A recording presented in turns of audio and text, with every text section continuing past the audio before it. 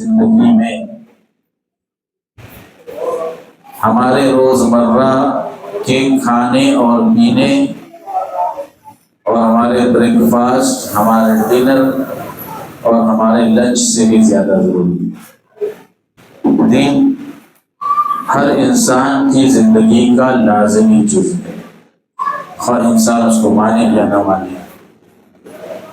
جو لوگ دین کو نہیں مانتے انہیں دین کو اپنے گھر میں پیدائش کے وقت ماننا پڑتا ہے۔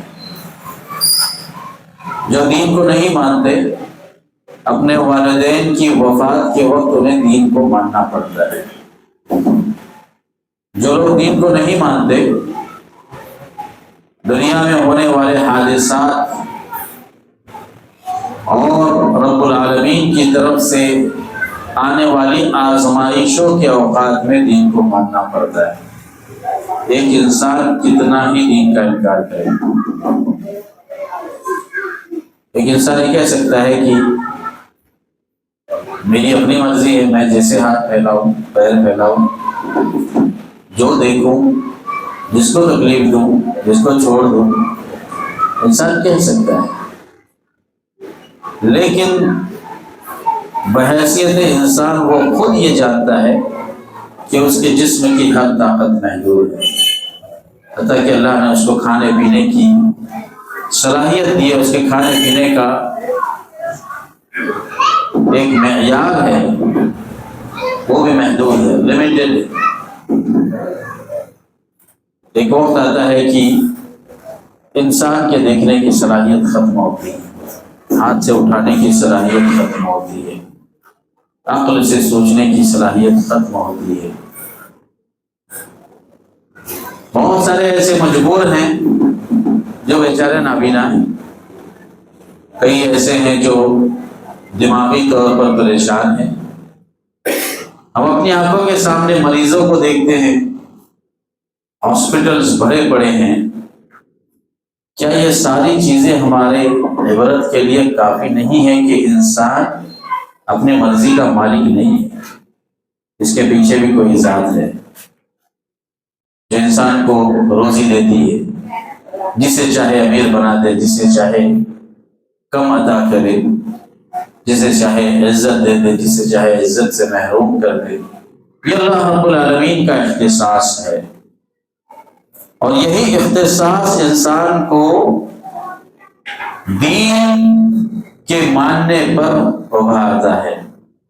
ایک انسان کتنا ہی انکار کرے، دنیا کا کتنا بڑا ایتھیسٹ اور ملحد مرتد شخص کیوں نہ ہو، جو کسی بھی دھرم اور کسی بھی ریلیجن کو نہ مانتا ہو، زندگی کے کسی نہ کسی موڑ پہ اسے دھرم کو ماننا پڑتا ہے، اور اگر نہیں مانے گا تو پتھر کو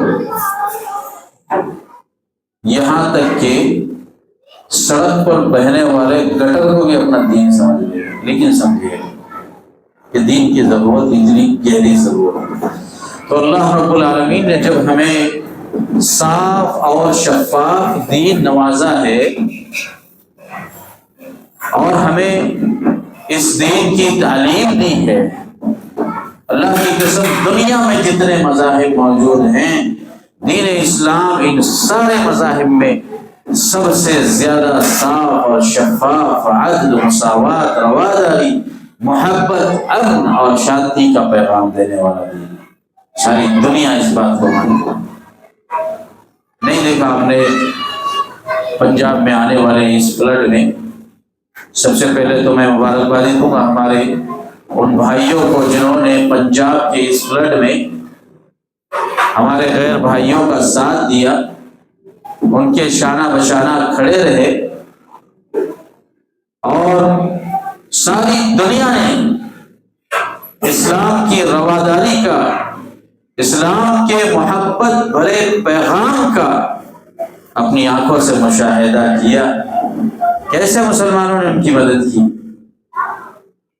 سب سے پہلے پنجاب اور امرتسر میں پہنچنے والے اور ہمارے غیر بھائیوں سکھوں کے گھروں میں راشن کو اتارنے والے، ان کے گھروں کو صاف کرنے والے، اپنی ماؤں اور بہنوں کو گھروں میں لے جا کر ان کے کچن، ان کے روم سے لے کے ساری چیزوں کی صفائی کرنے والے اور انہیں اپنا سمجھنے والے ہمارے ہی بھائی. یہ اسلام کی نعمت ہے، یہ اسلام کی تعلیم ہے. یہ ان لوگوں کے منہ پر تماچا ہے جو اس میڈیا کے ذریعے اسلام اور اہل اسلام کو بدنام کرنے کی کوشش کرتے ہیں. یہ فلم انڈسٹری کے منہ پر تماچا ہے. ان بےہودہ مسلمانوں کی طرف انتساب رکھنے والے فلم انڈسٹری کے وہ افراد جو غیروں کو ہمارا مواد دے رہے ہیں اور ہمارے اپنے دین کو بدنام کرنے کا سبب بن رہے ہیں. پنجاب فلڈ میں علماء کی، حفاظ کی، عوام الناس کی اور ان مسجدوں میں آنے جانے والے افراد کی خدمتیں، یہ ان کے منہ پہ بہت بڑا تماچا ہے. اللہ جزائے خیر دے جن لوگوں نے بھی اس میں تعاون کیا اور ہمارے بھائیوں کو راحت پہنچائی. اللہ تعالیٰ سبھی لوگوں کے میزان حسنات میں لکھے اور الہ العالمین اسی طریقے سے ہم اہل اسلام کو لوگوں کی خدمت کرنے، انسانیت کی خدمت کرنے کی توفیق عطا فرمائے. اس فلڈ کے اندر جو ہمارے مسلمان بھائی وفات پا گئے ہیں، اللہ رب العالمین انہیں شہادت کا درجہ عطا فرمائے. اللہ کے نبی صلی اللہ تعالیٰ علیہ وسلم فرماتے ہیں صحیح مسلم کی حدیث میں کہ جب کوئی مسلمان بھائی المبطون شہید والغریق شہید، کوئی بھی مسلمان شخص پیٹ کی بیماری میں وفات پا جائے، اور پیٹ کی ہزاروں بیماریاں ہیں، ہزاروں بیماریاں ہیں جن کا تعلق پیٹ سے ہے، لیکن اگر انسان اس پر صبر کرے، ایک مسلمان شخص صاحب توحید، توحید سب جگہ شرط ہے، یہ ہمیں معلوم ہونا چاہیے. توحید اللہ رب العالمین کی رضامندی کا سبب ہے. تو جب صاحب توحید پیٹ کی بیماری میں بھی صبر کرے، اپنے مرض پر اللہ کے ساتھ شرک نہ کرے، وفات پا جائے، جناب محمد رسول اللہ صلی اللہ علیہ وسلم فرماتے ہیں کہ وہ شہید ہے. اور ایسے ہی غریب کو شہید، وہ شخص جو سیلاب کے اندر یا پانی میں ڈوب کر مر جائے، جناب محمد رسول اللہ صلی اللہ علیہ وسلم فرماتے ہیں کہ ایسا مسلمان شخص شہید کے درجے میں. اللہ اکبر، کتنا بڑا مرتبہ ہے اسلام پر قائم رہنے کا.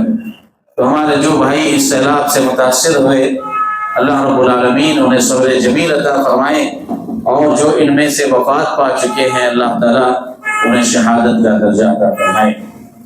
میرے عزیز بھائیوں، اس طرح کی دینی مجلسیں جو منعقد کی جاتی ہے، آپ لوگوں نے جس اہتمام کے ساتھ منعقد کی ہے، میں اللہ رب العالمین سے دعا کو کہ اللہ تعالیٰ اس میں اخلاص عطا فرمائے، اور جن افراد نے اس مجلس کو کامیاب کرانے میں اپنا تعاون پیش کیا ہے، اللہ رب العالمین ان کے میزان حسنات میں لکھے، اور اس مجلس کی وجہ سے جتنے لوگوں کی اصلاح ہو، جو لوگ دین کی طرف آئے، کم سے کم ایک چھوٹی سی حدیث کو بھی سیکھ لے، اس پر عمل کرے.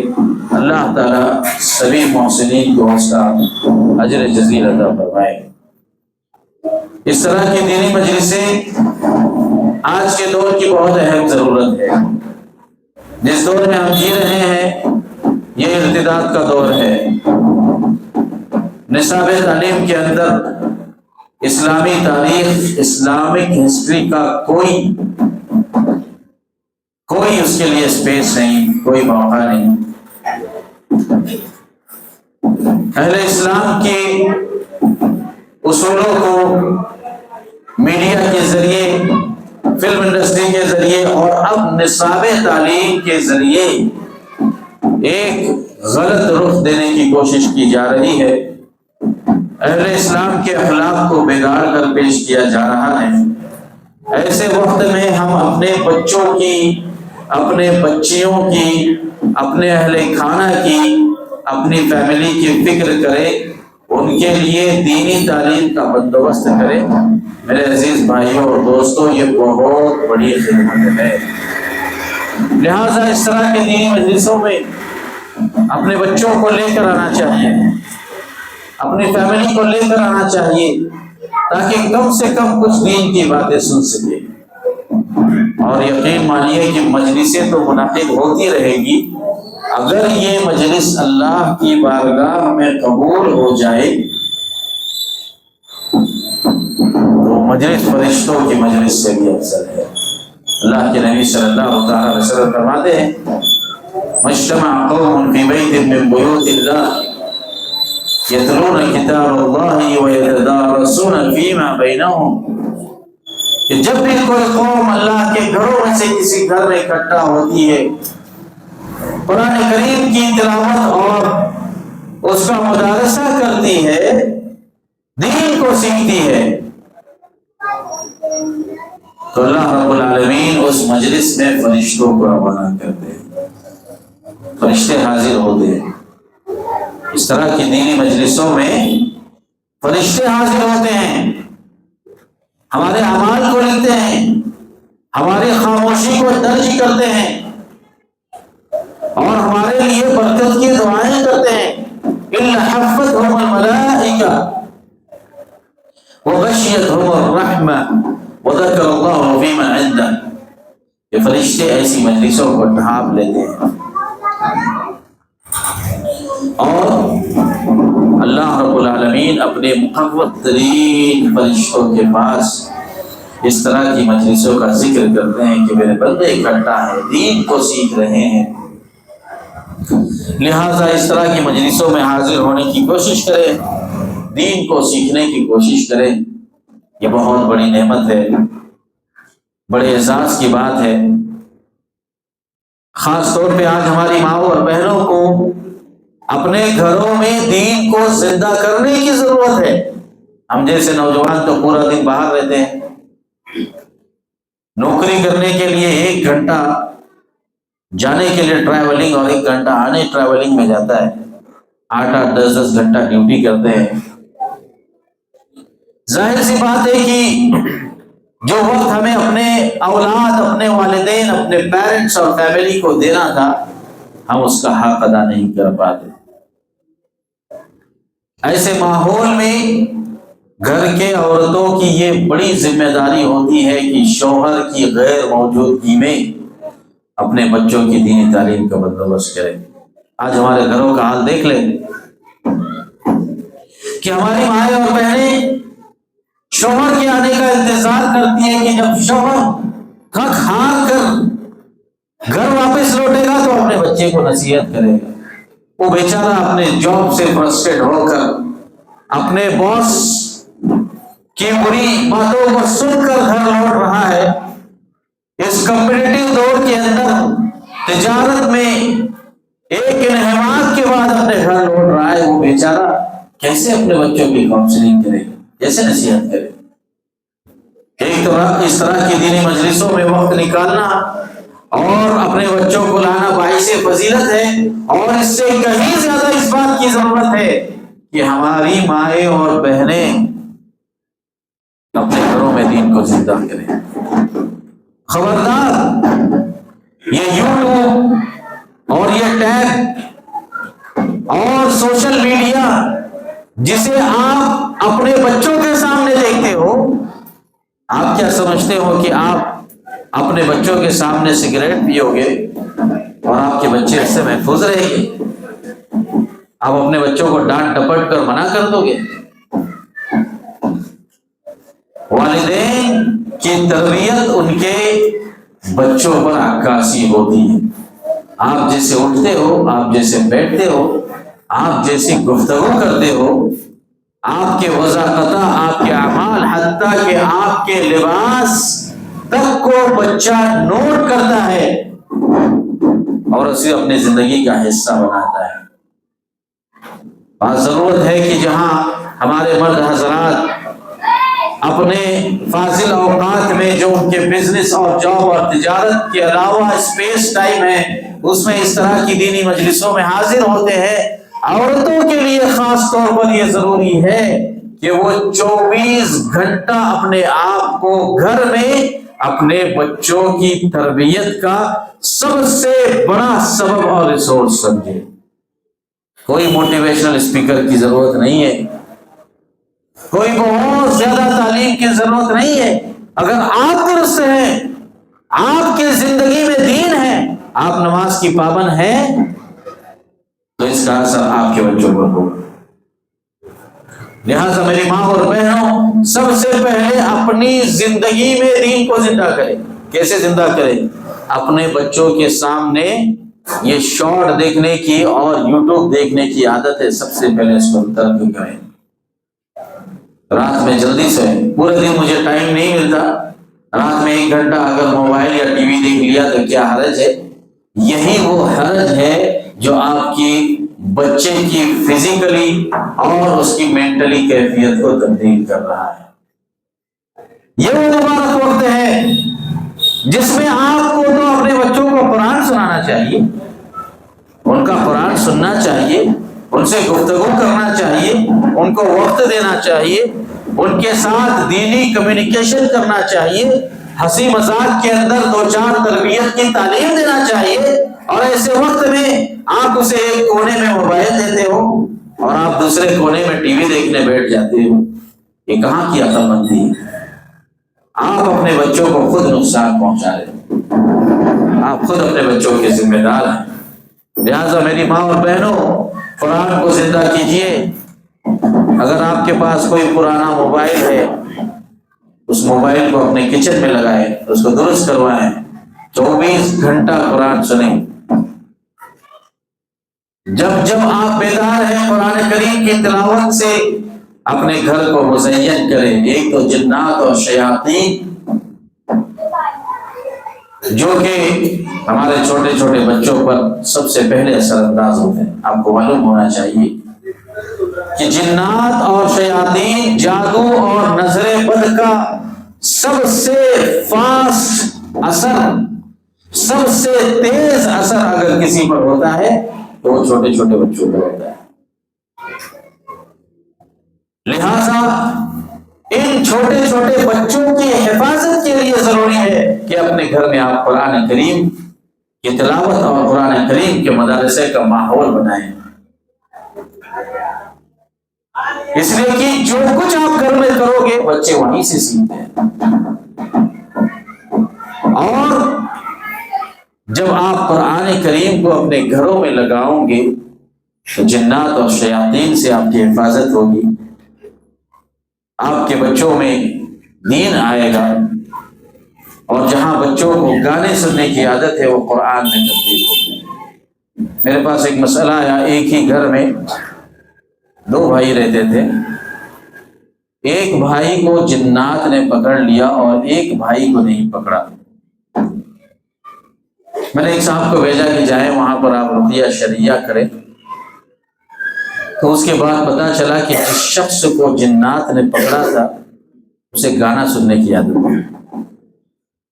گھر کا ماحول دینی ماحول ہے، باپ 5 وقت نماز کا پابند ہے، لیکن چھوٹی عمر کے اندر موبائل دے دیا، ہیڈ فون دے دیا، بچہ روم میں کیا کرتا ہے نہیں پتا ہے، جنات کے اثر نے گھیر لیا۔ تو میرے عزیز بھائیوں، یہ جن اور شیاطین کا سب سے فاسٹ اور تیز اثر ہمارے بچوں پر ہوتا ہے۔ اسی لیے میں کہتا ہوں بہت سارے ہمارے نوجوان جب ان کے گھر میں ولادت ہوتی ہے تو وہ فیس بک پر اور دیگر جگہوں پر اپنے بچوں کی تصویر ڈالتے ہیں اور لوگوں سے مبارکبادی حصول کرتے ہیں۔ خبردار میرے عزیز بھائیوں، یہ عمل ہو سکتا ہے کہ آپ کے بچوں پر خراب اثرات کے پڑنے کا سبب بن جائے، کوئی بعید نہیں ہے، کسی کی نظر لگ جائے، اور خاص طور پر جب آپ کے گھر میں بیٹا پیدا ہو تو نظر لگنا یقینی ہے۔ اپنے بچوں کو نظر بد سے بچائیں، نظر بد سے اپنے بچوں کو بچائیں۔ تو یہ بات اصول ہے جو ہماری ماؤں اور بہنوں کو اپنے گھروں میں اپنانا چاہیے۔ میں مبارکباد دیتا ہوں ہماری ماں اور بہنوں کو جو یہاں تک آئی ہیں دین کی تعلیم کو حاصل کرنے کے لیے۔ یہ دینی مجلسیں بڑی بابرکت مجلسیں ہوتی ہیں جہاں اللہ کی کتاب اور جناب محمد رسول اللہ صلی اللہ تعالی علیہ وسلم کے سنت کی بات کی جاتی ہے۔ میرے عزیز بھائیوں اور دوستوں، جناب محمد رسول اللہ صلی اللہ تعالی علیہ وسلم کا مقام اور مرتبہ ہم سب کی نگاہ میں بڑا عزیز اور انتہائی زیادہ مبارک ہے۔ ابھی آپ نے دیکھا کہ ربیع الاول کے اس مہینے میں ہمارے بعض بھائیوں نے عید میلاد النبی منائی، حالانکہ اس طرح کی کوئی عید کا اسلام میں تصور نہیں ہے۔ جناب محمد رسول اللہ صلی اللہ تعالی علیہ وسلم سے محبت کا سب سے بڑا تقاضا یہ ہے کہ آپ کی اتباع کی جائے، آپ کی سنت آنے کے بعد اس سنت پر عمل کیا جائے۔ یہ جناب محمد رسول اللہ صلی اللہ تعالی علیہ وسلم سے محبت کا سب سے بڑا تقاضا ہے۔ علماء نے ذکر کیا کہ جو شخص یہ چاہتا ہے کہ وہ جناب محمد رسول اللہ صلی اللہ تعالی علیہ وسلم کا قیامت کے دن ساتھ حاصل کرے، آپ کے شفاعت کا مستحق ہو، تو اسے 3 کام کرنا چاہیے۔ کتنے کام کرنا چاہیے؟ 3 کام کرنا چاہیے۔ نمبر 1، جناب محمد رسول اللہ صلی اللہ تعالی علیہ وسلم کی عزت اور توقیر اور اپنے دل میں ان کا اتنا بڑا مقام ہونا چاہیے جتنا بڑا مقام ہمارے والدین کا بھی نہیں۔ یہ محبت کا تقاضا ہے۔ ہم اپنے پیارے نبی جناب محمد رسول اللہ صلی اللہ تعالی علیہ وسلم سے اپنے والدین سے بھی زیادہ محبت کرتے ہیں۔ یہ ایمان ہے، یہ ایمان ہے۔ تو نمبر 1، سب سے پہلے آپ کی عزت و توقیر، آپ کی تعظیم۔ نمبر 2، آپ سے محبت۔ ہمیں اللہ کے نبی صلی اللہ تعالی علیہ وسلم سے اتنی محبت ہونا چاہیے جتنی محبت ہمارے بچوں سے ہے، بلکہ اس سے بھی زیادہ محبت۔ یہ ایمان کا تقاضا ہے، بھلے یہ ہمارے دل پر گزرے اور ہمارے لیے یہ گرا محسوس ہو، لیکن یہ ایمان کا تقاضا ہے کہ ہم اپنے دل میں جناب محمد رسول اللہ صلی اللہ تعالی علیہ وسلم کا کیا مقام رکھتے ہیں۔ اور نمبر 3، اللہ کے نبی صلی اللہ تعالی علیہ وسلم کی اطاعت۔ اور اطاعت کا مطلب ہوتا ہے کہ جب معلوم ہو جائے کہ یہ سنت جناب محمد رسول اللہ صلی اللہ علیہ وسلم کی ہے اور یہ صحیح اور صریح اور اوتھینٹک سورس سے ثابت ہے، تو ہم اس سنت پر عمل کریں۔ یہ آپ کی اطاعت۔ یہ 3 چیزیں ایسی ہیں جو انسان کی نجات کے لیے انتہائی زیادہ ضروری ہے۔ ایک بدر شخص سیدنا انس بن مالک رضی اللہ تعالیٰ عنہ بیان کرتے ہیں کہ چند لوگ اللہ کے نبی صلی اللہ علیہ وسلم کے پاس آئے، اور ہم سب جانتے ہیں مدینہ میں بہت ساری بستیوں سے لوگ آپ سے ملنے کے لیے آیا کرتے تھے۔ تو ایک مرتبہ چند لوگ آپ کی خدمت میں آئے، ان میں ایک بوڑھا اور ضعیف انسان تھا۔ اللہ کے نبی صلی اللہ تعالی علیہ وسلم سے سوالات ہونے لگے۔ اس شخص نے سوال کیا، یا رسول اللہ صلی اللہ علیہ وسلم، متی الساعہ، قیامت کب آئے گی؟ تو اللہ کے نبی صلی اللہ تعالی علیہ وسلم نے فرمایا کہ ماذا اعددت لها، قیامت تو آئے گی لیکن قیامت کی تیاری تم نے کیا کی ہے؟ بیچارے دور سے آئے تھے، دین کے سیکھنے کے لیے مدینہ میں آئے تھے، اور اس وقت ایسے ریسورس موجود نہیں تھے جو ہمارے پاس ہے۔ لوگ دور دراز کا سفر کر کے مدینہ پہنچتے اپنے دین کو حاصل کرتے، جو سوالات دل میں ہوتے وہ جناب محمد رسول اللہ صلی اللہ تعالی علیہ وسلم کے سامنے رکھتے، رہنمائی حاصل کر کے واپس چلے جاتے اور کہتے کہ اللہ کی قسم جو بتایا گیا ہے اتنا عمل کریں گے، اس کے علاوہ کوئی نیا عمل نہیں کریں گے۔ یہ صحابہ کرام تھے۔ تو اس شخص نے سوال کیا، یا رسول اللہ قیامت کب ہے؟ فرمایا کہ تم نے قیامت کی کیا تیاری کی ہے؟ اس نے کہا، یا رسول اللہ جتنا دین معلوم ہے اتنا عمل کرتا ہوں، لا شیء الا انی احب اللہ ورسولہ، میرے نام اعمال میں بہت اچھی اچھی چیزیں تو نہیں ہیں، دین پر بہت زیادہ عمل نہیں ہے، مگر اتنا ہے کہ میں آپ سے بہت زیادہ محبت کرتا ہوں۔ یہ اس کے دل سے نکلی ہوئی بات ہے، دل سے جو بات نکلتی ہے اثر رکھتی ہے، پر نہیں طاقت پرواز مگر رکھتی ہے، دل سے نکلی ہوئی بات ہے۔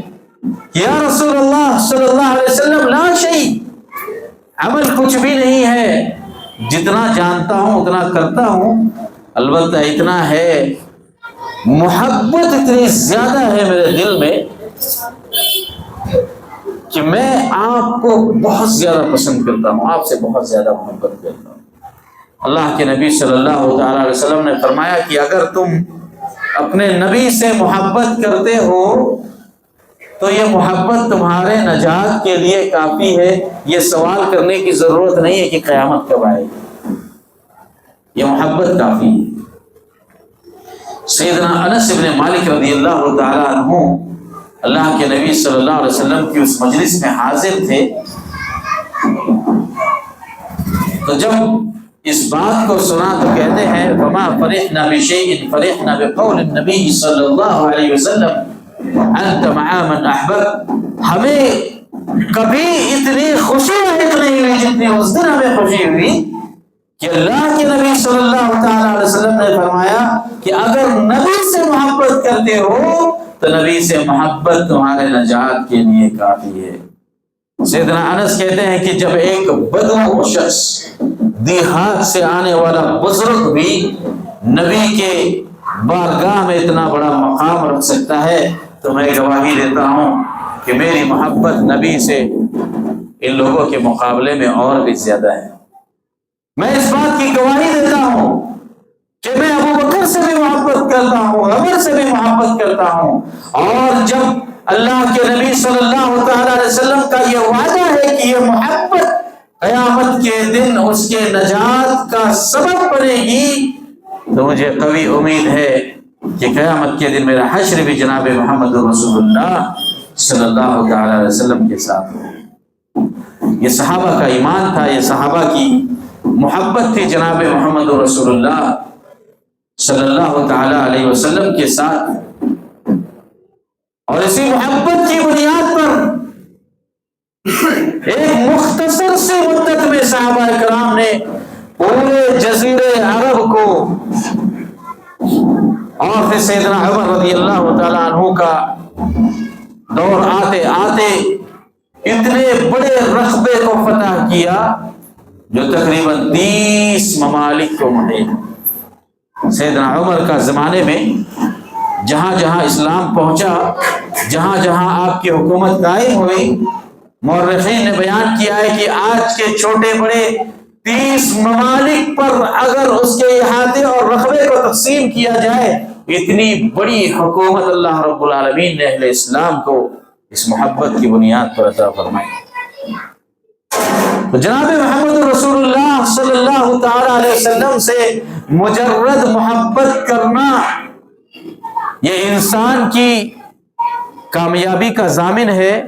تو جو محبت کے ساتھ اطاعت کے تقاضوں کو پورا کرے، آپ کی اتباع کرے، چھوٹی چھوٹی جگہوں پر جناب محمد رسول اللہ صلی اللہ علیہ وسلم کی سنتوں کو تلاش کرے، اور سنت کے آنے کے بعد سارے اقوال کو اور سارے مباحث کو، ساری فلسفی کو چھوڑ دے، اس کی محبت کا کیا کہنا، اس کی محبت کتنی عظیم ہوگی۔ یہ معمولی بات نہیں ہے میرے عزیز بھائیوں۔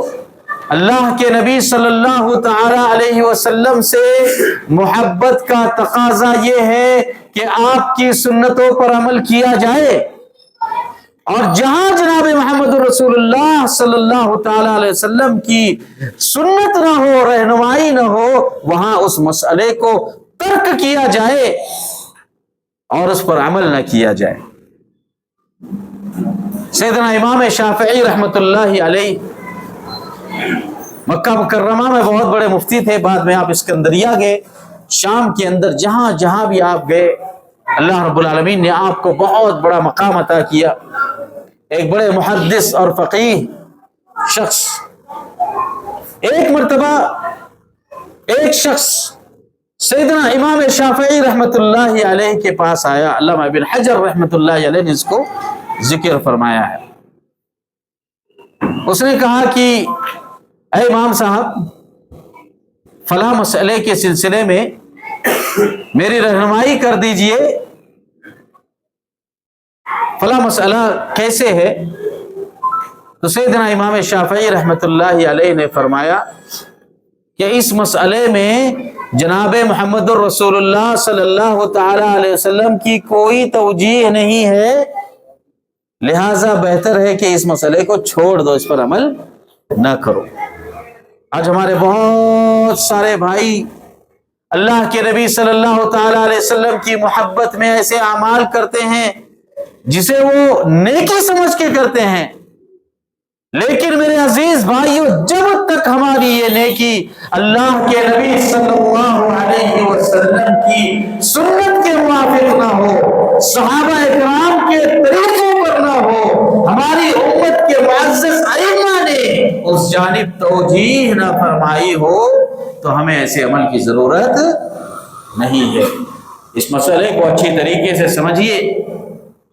سیدنا امام شافعی رحمۃ اللہ علیہ کے پاس ایک شخص آیا، کہا کہ میں یہ عمل کرنا چاہتا ہوں، کیا فرماتے ہیں؟ کہ اللہ کے نبی صلی اللہ علیہ وسلم نے نہیں کیا ہے، لہٰذا آپ اس کو ترک کر دو، یہ آپ کے لیے زیادہ بہتر ہے۔ تو شخص نے کہا کہ اللہ کے نبی صلی اللہ علیہ وسلم نے اس پر عمل نہیں کیا، ٹھیک ہے، لیکن اس سلسلے میں آپ کی ذاتی رائے کیا ہے؟ آپ کی ذاتی رائے کیا ہے؟ کہا اللہ اکبر، میں کہتا ہوں کہ اللہ کے نبی کا اس پر عمل نہیں ہے، اور اس کے بعد شافعی اللہ کے نبی کے عمل کے نہ ہونے کے بعد اپنی ذاتی رائے کا اظہار کرے۔ نتبع السنت فعلا وترکا، سنت کی ہم اتباع کرتے ہیں اس عمل کے آنے کے بعد اس پر عمل کر کے، اور اگر وہ عمل سنت میں نہ آئے، صحابہ کے طریقے میں نہ آئے، تو اسے چھوڑ کر بھی ہم سنت پہ عمل کرتے ہیں۔ یعنی ہمیں چھوڑنے پر وہ ثواب ملے گا جو کرنے پر نہیں ملے گا۔ یہ ہمارے ائمہ کا مذہب ہے، اور یہی محبت رسول کا سب سے عظیم تقاضا ہے۔ اللہ کے نبی صلی اللہ تعالی علیہ وسلم کے ساتھ صحابہ کرام کی محبت کا یہ مقام تھا کہ صحابہ کرام اللہ کے نبی صلی اللہ تعالی علیہ وسلم کی ایک ایک چیز کو ریکارڈ کیا کرتے تھے، ایک ایک چیز کو۔ جس طریقے سے اللہ تعالیٰ نے قرآن کریم کو محفوظ فرمایا، ہمارا یہ ایمان ہے کہ سنتیں بھی محفوظ ہیں۔ جو لوگ سنت کا انکار کرتے ہیں، جو لوگ سنت کو دین کے اندر حجت نہیں مانتے، جو لوگ یہ کہتے ہیں کہ سنتوں میں روایتوں کے چین کی ضرورت ہے، انہیں یہ معلوم ہونا چاہیے جناب محمد رسول اللہ صلی اللہ تعالی علیہ وسلم نے فرمایا، من کذب علی متعمدا فلیتبوأ مقعدہ فی النار، جو شخص مجھ پر جان بوجھ کر جھوٹی حدیث بیان کرے، میری طرف بیان کرے کہ اللہ کے نبی نے کہا ہے۔ اللہ اکبر۔ آج دیکھیے کتنے بڑے بڑے علماء ہم دیکھتے ہیں، بڑی بڑی پگڑیاں پہنے ہیں، داڑیاں سفید ہو چکی ہیں، مجلس میں بیٹھے ہیں، حدیث بیان کرتے ہیں کہ اللہ کے نبی نے ارشاد فرمایا۔ آپ ان سے پوچھیے حضرت کون سی کتاب میں ہے؟ اس کی سند کیا ہے، آتھینٹیکیشن کیا ہے، کس راوی نے روایت کیا ہے، کتنے ائمہ نے اس کو صحیح قرار دیا۔ بڑا افسوس ہوتا ہے امت مسلمہ کا کہ امت کہاں چلی گئی۔ آج ہمارے اختلاف کی بنیاد یہ ہے۔ جناب محمد رسول اللہ صلی اللہ تعالی علیہ وسلم کی سنتوں سے دوری کے جہاں بہت سارے اسباب ہیں، وہی ایک بنیادی سبب یہ بھی ہے کہ آپ کی جانب ہمارے علماء نے، ہماری پگڑی والوں نے، سفید کرتا پائجامہ پہننے والوں نے ان باتوں کو منسوخ کیا ہے جو حاشا وکلا کبھی بھی اللہ کے نبی صلی اللہ علیہ وسلم نے نہیں کی۔ کیا ہمارے سامنے اللہ کے نبی کی حدیث نہیں؟ کیا یہ حدیث ہمارے سامنے نہیں گزرتی؟ آپ نے فرمایا من کذب علی متعمدا فلیتبوأ مقعدہ من النار، کہ جو شخص میری طرف جان بوجھ کر کسی بات کو منسوخ کر دے جو میں نے کہی ہی نہیں ہے، وہ اپنا ٹھکانہ جہنم میں بنا لے۔ اللہ اکبر۔ آج ہماری مسجدوں میں بڑے بڑے بورڈ لگے ہوئے ہوتے ہیں اور سارے کے سارے ضعیف اور من گھڑت روایتوں پر نہ ان حدیثوں کی کوئی چین ہے، نہ اسے امام بخاری نے روایت فرمایا ہے، نہ کتب ستہ کے اندر ہے، نہ حدیث کی مستند مجامع اور مسانید کے اندر وہ روایت وارد ہے۔ کسی بعد کے بزرگ نے ذکر کر دیا، ہم نے اسے سنت سمجھ لیا۔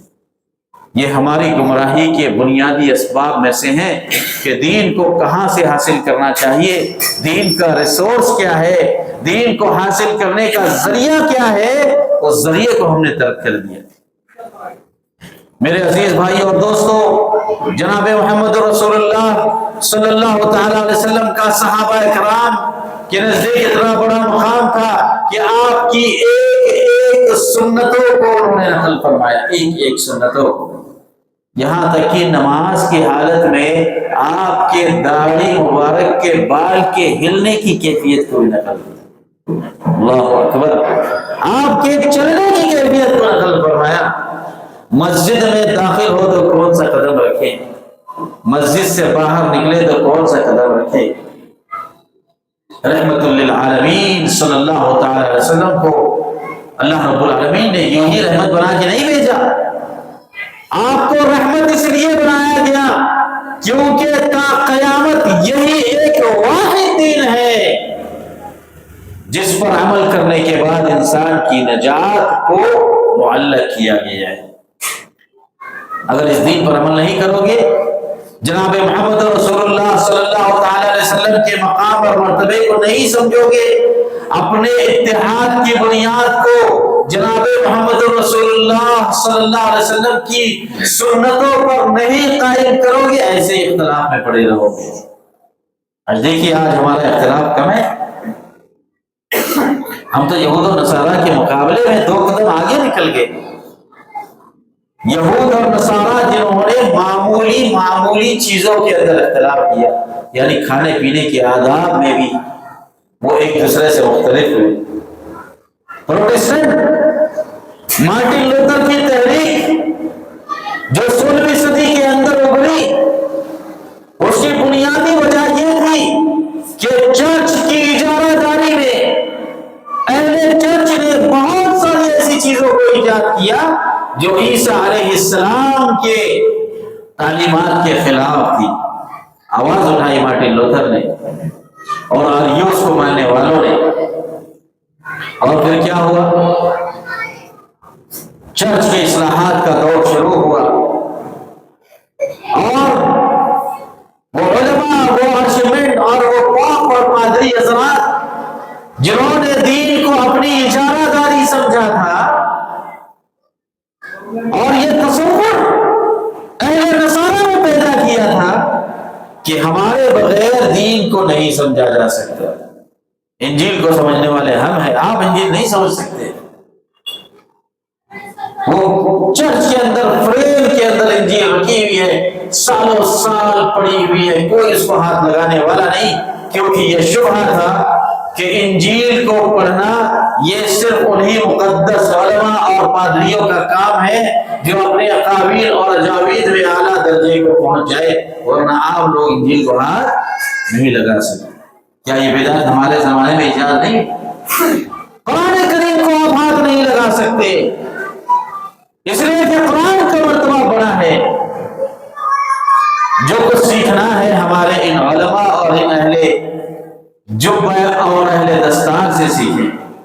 یہی وہ بدعت ہے جس نے اہل نصارہ کو ان کے دین سے گمراہ کیا۔ یہ دین سب کے لیے ہے، یہ مذہب سب کے لیے ہے، دین ہر انسان کے زندگی کی ضرورت ہے۔ وَلَقَدْ يَسَّرْنَا الْقُرْآنَ لِلذِّكْرِ فَهَلْ مِن مُدَّكِرٍ۔ قرآن کریم کو ہم نے ذکر کے لیے آسان کیا، قرآن کریم کو سمجھنے کے لیے آسان کیا۔ کس کے لیے؟ ساری انسانیت کے لیے آسان کیا گیا۔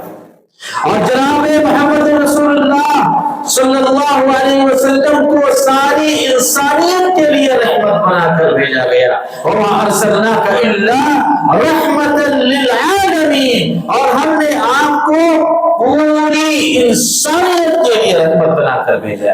اتنا بڑا مقام کسی نبی کو نہیں دیا گیا، اتنا بڑا مقام کسی نبی کو نہیں دیا گیا کہ انہیں ساری دنیا کے لیے رحمت بنا کر بھیجا گیا ہو۔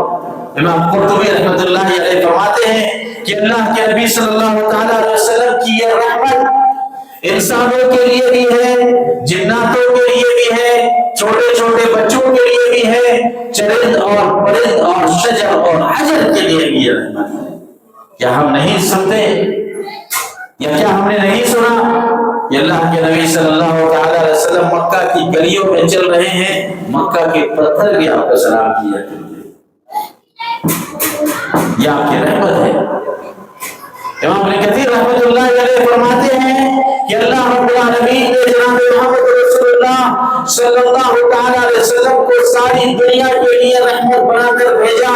آپ کی رحمت اہل اسلام کے لیے یہ ہے کہ ایک صاحب ایمان شخص نبی کی سنت کے آنے کے بعد نبی کی سنت پر عمل کرتا ہے، اور اس کے برکت کی بنیاد پر اللہ رب العالمین قیامت کے دن اس شخص کو محمد رسول اللہ صلی اللہ علیہ وسلم کی شفاعت نصیب کریں گے۔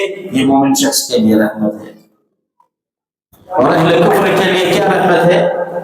آپ کی رحمت اہل کفر کے لیے بھی ہے۔ اہل کفر کے لیے جناب محمد رسول اللہ صلی اللہ تعالی علیہ وسلم کی رحمت یہ ہے کہ جب سے آپ کی بعثت ہوئی، اللہ رب العالمین نے آپ کے اس دنیا میں قدوم مبارک کی بنیاد پر قوموں پر آنے والے ایک ساتھ آنے والے عذاب کو ہمیشہ کے لیے اللہ نے ٹال دیا۔ ایک ساتھ قوموں پر عذاب نازل ہوتا ہے۔ قوم لوط نبی کی مخالفت کی، ساری کی ساری دنیا ہلاک کر دی گئی۔ قوم عاد، قوم ثمود، قوم لوط، قرآن کریم نے انبیاء کرام کے قصوں کو بیان کیا کہ جب انہوں نے انبیاء کرام کی مخالفت کی، سارے لوگوں کو بیک وقت تہس نہس کر کے رکھ دیا گیا۔ جناب محمد رسول اللہ صلی اللہ تعالی علیہ وسلم کی بعثت ہوئی، اللہ رب العالمین نے اپنے آنے والے عذاب کو جو ایک ساتھ کسی قوم پر آتا ہے ہمیشہ ہمیشہ کے لیے ٹال دیا۔ یہ جناب محمد رسول اللہ صلی اللہ تعالی علیہ وسلم کی ساری دنیا کے ساتھ رحمت کا نتیجہ ہے۔ میرے عزیز بھائیوں، جتنی عظیم شخصیت جناب محمد رسول اللہ صلی اللہ تعالی علیہ وسلم کی ہے، اتنی عظیم شخصیت کا مالک کوئی انسان نہیں ہے۔ دنیا میں کتنے اچھے اور بڑے لوگ آئے، کوئی سیاست میں افضل مانا گیا، کوئی فلسفی کے اندر بڑا مانا گیا۔ دنیا میں ارسطو آئے، نیوٹن آئے، گیلیلیو آئے، دینی پیمانے پر بڑی بڑی شخصیات آئی، لیکن سب کے سب اپنے دائرے کار میں اپنی فلسفی کے اندر محدود تھی، سوائے جناب محمد رسول اللہ صلی اللہ تعالی علیہ وسلم کی شخصیت کہ اللہ رب العالمین نے دنیا کے اور دین کے ہر محاذ اور ہر مقام پر آپ کو اتنا بڑا مقام عطا کیا ہے۔ وَمَا أَرْسَلْنَاكَ إِلَّا رَحْمَةً کہ دنیا کی کوئی ایسی فیلڈ نہیں ہے جس میں جناب محمد رسول اللہ صلی اللہ تعالی علیہ وسلم نے ہماری رہنمائی نہ فرمائی ہو۔ یہ آپ کی شخصیت کا امتیاز ہے، اور یہی وجہ ہے کہ ایک بہت معمولی اور چھوٹے سے وقت میں اتنے بڑے جزیرے عرب کو اور اس کے بعد 24,000 مربع میل پر پھیلے ہوئے علاقے کو جناب محمد رسول اللہ صلی اللہ تعالی علیہ وسلم نے مدینہ کے اسٹیٹ کے تابع کر دیا۔ یہ آپ کی رحمت کا تقاضا ہے۔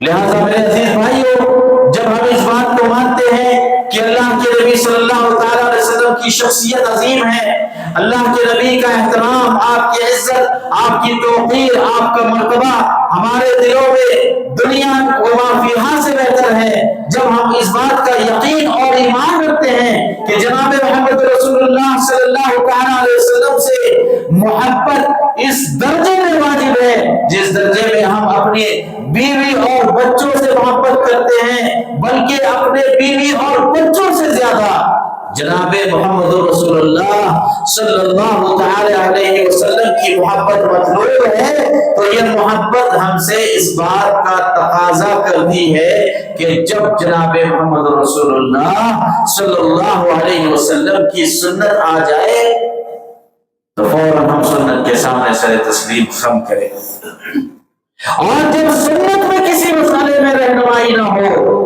تو اس مسئلے کو ترک کر دیں، نہ کہ اس مسئلے پر عمل کریں۔ اس بات کو اچھی طریقے سے سمجھ لیں۔ اس لیے اللہ کے نبی صلی اللہ تعالی علیہ وسلم اپنے ہر خطبے میں فرمایا کرتے تھے کہ ہر بدعت گمراہی ہے، ہر بدعت گمراہی ہے، ہر وہ نئی چیز جو دین کے اندر اچھا سمجھ کے کی جائے مگر اللہ کے نبی صلی اللہ تعالی علیہ وسلم کی سنت سے ثابت نہ ہو، صحابہ کرام کے عمل سے ثابت نہ ہو، دین میں اچھا سمجھ کے کیا جا رہا ہے مگر سنت کی توقیر نہیں ہے، اس لیے وہ بدعت ہے۔ ہر خطبے میں اللہ کے نبی صلی اللہ تعالی علیہ وسلم کی یہ توجیہ ہوتی، آپ اپنی امتوں کو منع فرمایا کرتے تھے۔ اسی لیے اللہ کے نبی صلی اللہ علیہ وسلم نے فرمایا کہ قیامت کے دن جب مجھے شفاعت کا بڑا مقام عطا کیا جائے گا، حوض پر، حوض مبارک پر میں اپنے ہاتھ سے، اپنے دست مبارک سے اپنی امتیوں کو سیراب کروں گا۔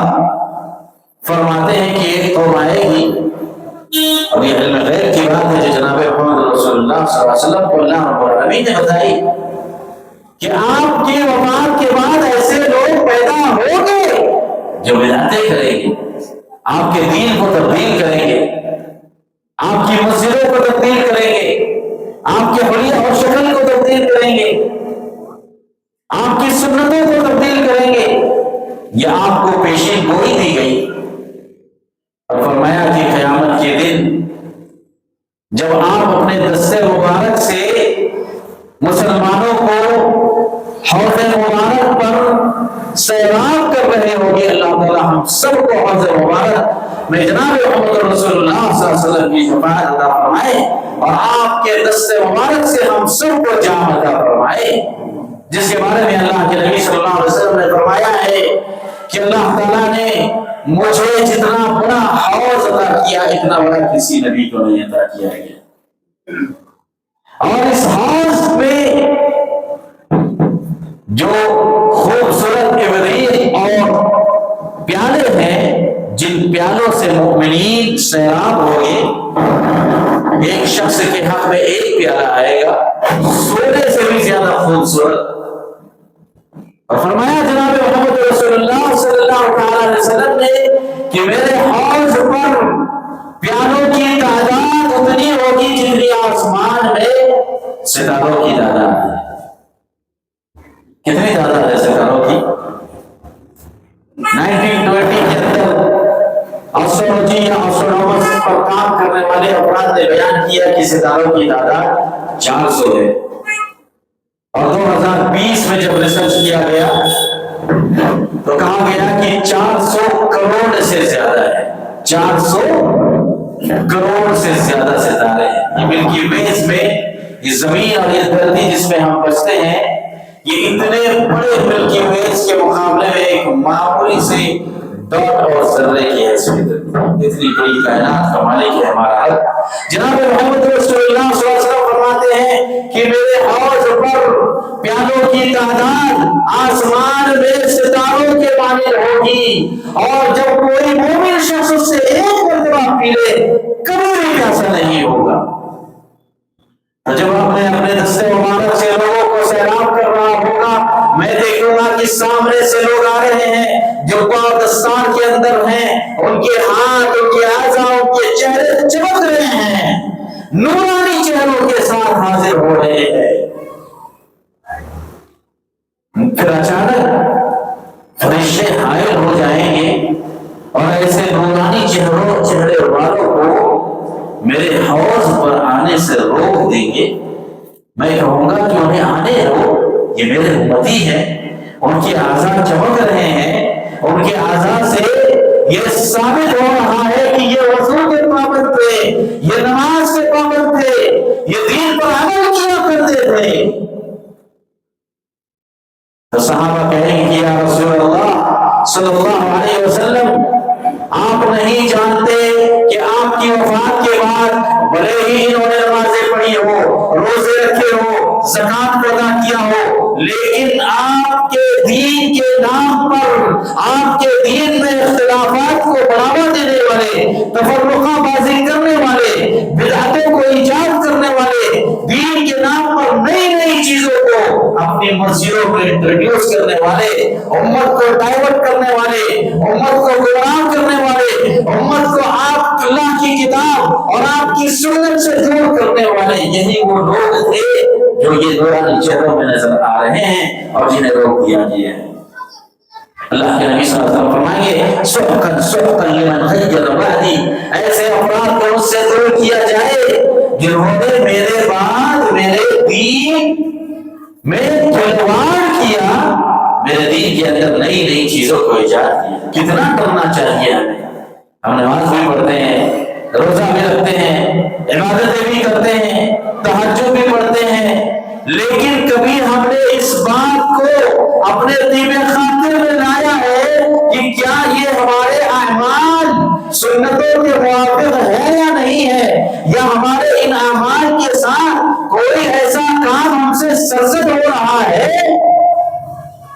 جو ہمارے ان سارے اعمال پر پانی پھیر دے۔ کبھی ہم نے اس پر غور کیا؟ اسی لیے امام احمد بن حنبل رحمۃ اللہ علیہ فرمایا کرتے تھے ما يأمن احدكم ان ينظر نظرا فيحبط به عمله، کہ ہم میں سے کوئی بھی شخص اس بات سے معمول نہیں ہے، عمل کو بہت زیادہ کر رہا ہے، لیکن کسی غلط چیز پر انسان کی نظر پڑ جائے اور اس غلط نظر کی وجہ سے ہمارے سارے اعمال کو برباد کر دیا جائے، ہمیں سے کوئی شخص سے محفوظ نہیں ہے۔ امام احمد بن حنبل نے اس وقت کہا، آج فحاشی کے اس دور میں ہم جی رہے ہیں، آج فکروں کے اس دور میں ہم جی رہے ہیں۔ امام احمد بن حنبل فرماتے ہیں ہم میں سے کوئی بھی شخص معمول نہیں ہے کہ عمل پر عمل کرتے جا رہے ہیں اور غلط چیز پر نظر پڑنے کی وجہ سے ہمارے سارے اعمال برباد ہو جائیں۔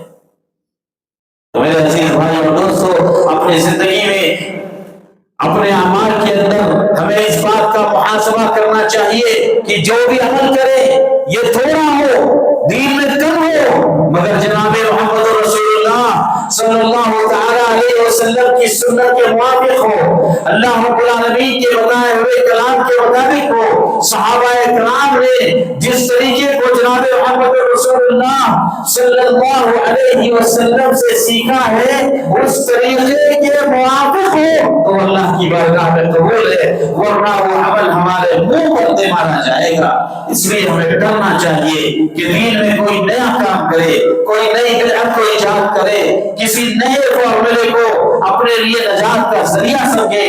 سیدنا امام شافعی رحمۃ اللہ علیہ نے اس شخص سے کہا اللہ اکبر نتبع السنت فعلا و ترکا، سنت کی ہم اتباع کرتے ہیں، سنت میں آنے کے بعد اس پر عمل کر کے، اور اگر سنت میں نہ آئے تو چھوڑ کر ہم ثواب کی امید کرتے ہیں، کر کے ثواب کی امید نہیں رکھتے، چھوڑ کر ثواب کی امید رکھتے ہیں۔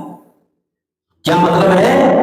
یعنی کچھ اعمال ایسے ہوتے ہیں جنہیں دین کے نام پر سنت سمجھا جاتا ہے یا دین میں اچھی بدعت سمجھا جاتا ہے، لیکن جناب محمد رسول اللہ صلی اللہ تعالی علیہ وسلم کی سنت سے وہ موافق نہیں ہے، تو ایسی صورت میں دو مومن اور مسلمانوں میں کون سا شخص افضل ہے؟ اللہ کی قسم امام شافعی رحمۃ اللہ علیہ کی توجیہ کے مطابق وہ شخص افضل ہے جو کم کام کرے مگر سنت کے موافق کرے اور کسی ایسے کام میں لوگوں کا ساتھ نہ دے جو سنت کے موافق نہ ہو۔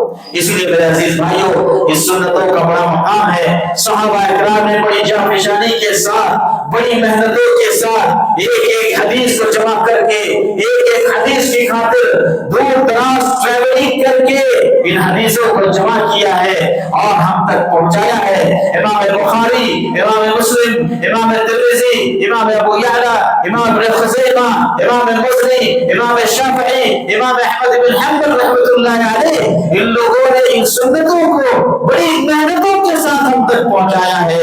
لہٰذا ان سنتوں کی حفاظت کریں، ان پر عمل کرنے پر فخر محسوس کریں، ان کے انکار سے پرہیز کریں، اور اگر کوئی سنت صحیح اور صریح سوچ سے آتھینٹیکیشن کے ساتھ اللہ کے نبی صلی اللہ علیہ وسلم تک پہنچتی ہے تو اس پر عمل کرنے میں ثواب کی امید رکھے۔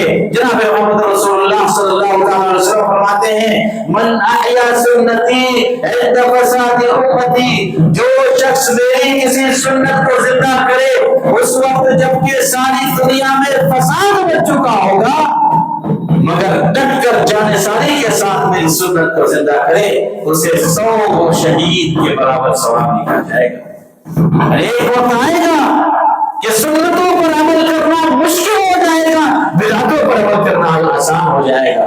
سنتوں پر عمل کرنے والوں کی منزلیں محدود ہوگی، بدعتوں پر عمل کرنے کی والوں کی منزلیں وسیع اور عریض ہوگی۔ آج ہم اپنی آنکھوں سے دیکھ رہے ہیں ایسے وقت میں نبی کی سنتوں کو زندہ کرنا، نبی کی سنتوں کو اپنی زندگی کا حصہ بنانا، یہ 100 شہیدوں کے برابر ثواب ہے۔ اللہ رب العالمین مجھے اور آپ کو توفیق نصیب فرمائے، اللہ کے نبی صلی اللہ علیہ وسلم کی سنتوں پر ہم سب کو قائم رکھے، جناب محمد رسول اللہ صلی اللہ علیہ وسلم کی شفاعت ہم سب کو نصیب فرمائے۔